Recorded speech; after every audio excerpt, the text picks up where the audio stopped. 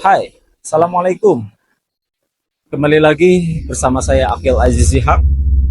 Bukan ustadz, bukan motivator, bukan siapa-siapa. Saya hanyalah seorang milenial muslim yang ingin belajar dan berbagi tentang isu milenial yang kaitannya dengan tantangan mereka di zaman digital ini yang tidak mudah mempertahankan Islamic identity. Saya sambil ngopi ya. Bismillah.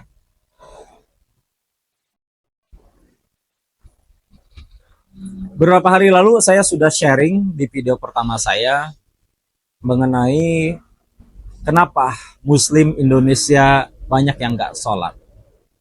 Yang belum nonton videonya, silahkan nonton dulu ya. Baik, sambil bincang santai. Dulu waktu kuliah, saya ngekos. Di dalam kosan itu tidak cuma mahasiswa ya. Ada pekerja, ada pedagang. Nah, kamar saya berada di lantai 2. Kalau nggak salah waktu itu sholat zuhur, saya persiapan mau ke masjid, lalu otomatis karena saya berada di lantai 2, saya turun ke bawah. Kebetulan para penghuni kos, ya mereka semua teman-teman saya, sedang berkumpul tuh. Lalu saya basa-basi sebenarnya. Saya mengajak mereka, ayo sholat dulu gitu. Lalu di antara mereka ada yang nyeletuk. Seperti ini celutakannya. Sholat mulu, kayak enggak. Sambil ya ada yang ketawa gitu ya. Jadi saya menyimpulkan pikiran mereka bahwa sholat itu tidak bikin kaya. Tapi emang benar juga sih. Dan saya nggak ambil hati ya karena mereka ya bercanda walaupun bagi saya itu kekeliruan ya. Nah ini menjadi topik penting nih pada bincang santai kali ini. Karena mungkin nggak cuma teman-teman saya yang berpikiran seperti itu. Mungkin menjadi sebagian muslim ya. Ada yang memiliki sudut pandang seperti itu terhadap sholat. Mungkin sebagian orang ada yang menganggap sholat itu buang-buang waktu gitu. Ya aktivitas yang gak ada impactnya katanya buat dia. Mungkin ya. Baik teman-teman, begini. Sholat itu bukan untuk menjadi kaya. Kebayang gak sih kalau sholat itu Allah takdirkan menjadi auto kaya gitu. Ya semua orang pengen jadi orang Islam lah. Orang non muslim pun pengen jadi orang Islam ya, berbondong-bondong masuk Islam. Bahkan kalau sholat menjadi auto kaya, itu orang-orang menjadi pengangguran semua. Tidak akan ada pedagang, tidak akan ada pekerja. Karena kerjaan mereka cukup sholat. Gitu. Nah, kebayang nggak sih kalau realitanya jadi seperti itu? Jadi hal tersebut logika yang sangat dangkal ya. Lucu jadinya. Ya begitu teman-teman. Sebelum saya lanjutkan, ya, saya ingin spill dulu salah satu ayat di dalam surah Al-Baqarah. Mungkin sebagian teman-teman udah hafal dan familiar ya. Surah Al-Baqarah ayat 2-3. Kalau nggak salah di sana itu disebutkan bahwa ciri orang yang bertakwa itu yang pertama adalah dia yang beriman kepada hal yang gaib. Yang kedua baru dia mengerjakan sholat. Ketiga dan keempat seterusnya silahkan tinggal dibaca ya.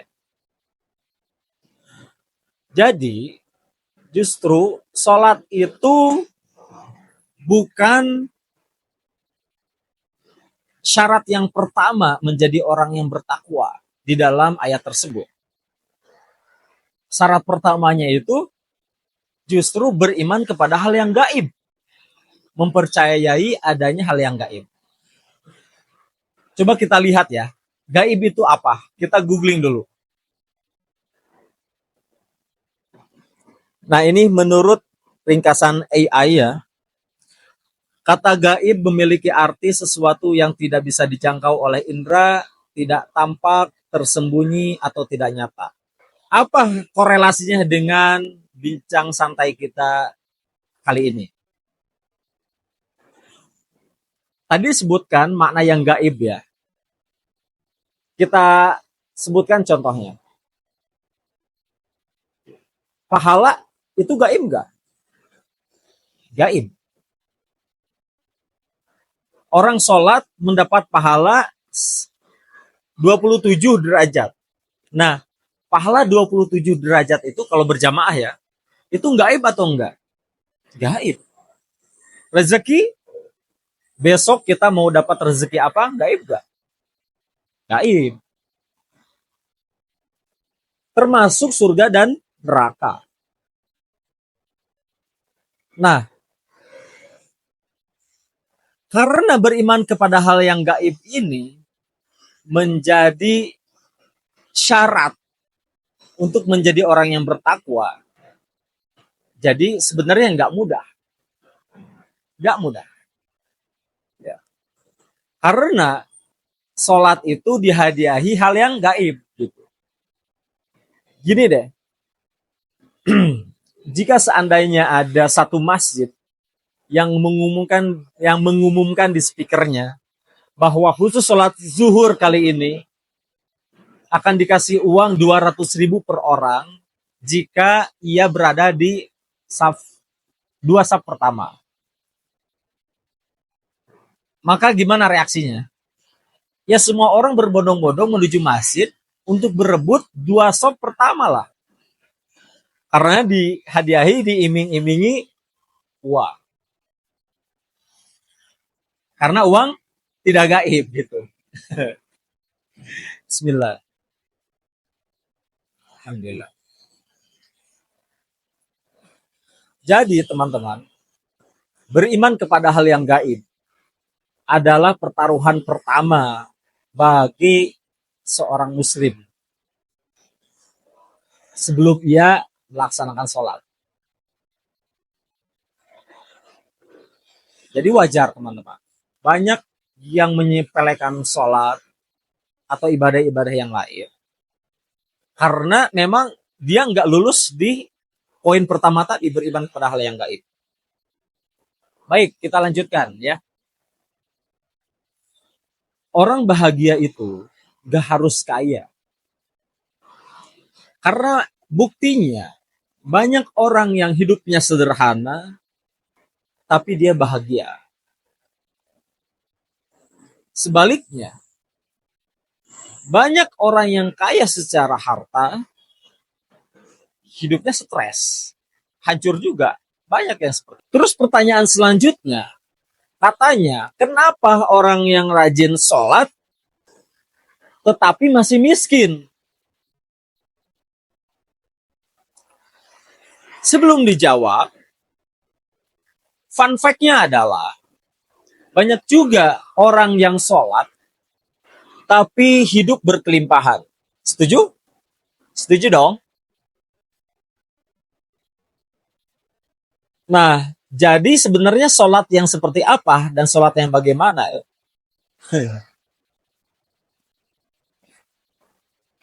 Kalau berbicara kaya dan miskin, itu sebenarnya nggak pas ranahnya kalau membahas dari sholatnya doang. Dan kita terkadang tidak bisa menjustifikasi orang itu kaya, orang itu miskin. Ya. Kecuali kita keluarganya atau saudara kandungnya. Tapi setidaknya sholat yang benar itu bakal bisa mencegah ia dari maksiat. Zuhurnya benar, dia terjaga dari maksiat sampai sore, sampai asar. Asarnya benar, dia terjaga dari maksiat dari asar sampai maghrib. Nah, sholat yang benar itu seperti apa? Yang saya dapatkan ilmu dari para guru, ya, poin mendirikan sholat itu bukan sekedar melaksanakan sholat. Mendirikan sholat berarti dia serius dalam hal mempersiapkan sholatnya. Dari mulai wudhunya, dia perhatikan, dia sempurnakan. Makanya penting nih, wudhu nih. Kalau mau memperbaiki sholat, itu dimulai dari cara memperbaiki wudhu. Jadi cari tahu dulu ilmu tentang wudhu. Wudhunya, bajunya, ya. Pokoknya poin-poin sebelum kita sholat. Yang kedua, pas dia melakukan sholatnya, khusyuk atau enggak.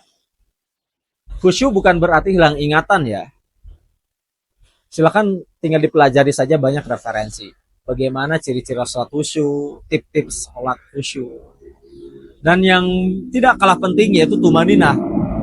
Ya, tumaninah itu runtut, ya, tidak tergesa-gesa, menyempurnakan setiap gerakan. Baru setelah poin pertama dan kedua, ya, orang yang mendirikan sholat tentunya tidak dilupakan dengan zikirnya ya. Biasanya dia serius, ya, dalam menjaga hikmah dari sholat tersebut. Setidaknya tadi minimal zuhur sampai asarnya dia terjaga. Asar ke maghribnya dia terjaga. Jadi ini menjadi pelajaran, ya, menjadi hikmah juga buat kita, buat saya khususnya. Kalau hidup ini tidak beres dari masalah ke masalah, ya, walaupun hakikatnya itu masalah, tetapi serasa berat gitu. Mungkin sholat kita belum benar. Jadi kesimpulannya, sholat itu sebagai sarana untuk mendekatkan diri kita kepada Allah, bukan untuk mencari kekayaan. Lu dekat dengan dosen, setidaknya skripsi lu dibantu. Lu dekat dengan bos di kerjaan, setidaknya lu dianggap saudara kandung. Apalagi kalau kita dekat sama Allah. Ya. Jadi, kalau lu mau kaya, sebenarnya lu nggak harus jadi seorang muslim. Lu tinggal ikhtiar aja, berusaha semaksimal mungkin dengan cara yang jujur ya. Allah pasti kasih lu kekayaan. Gak usah sholat juga, iya betul. Gak usah sholat. Karena gak harus menjadi seorang muslim kalau untuk kaya. Tapi, kalau lu pengen hidup lu berkah,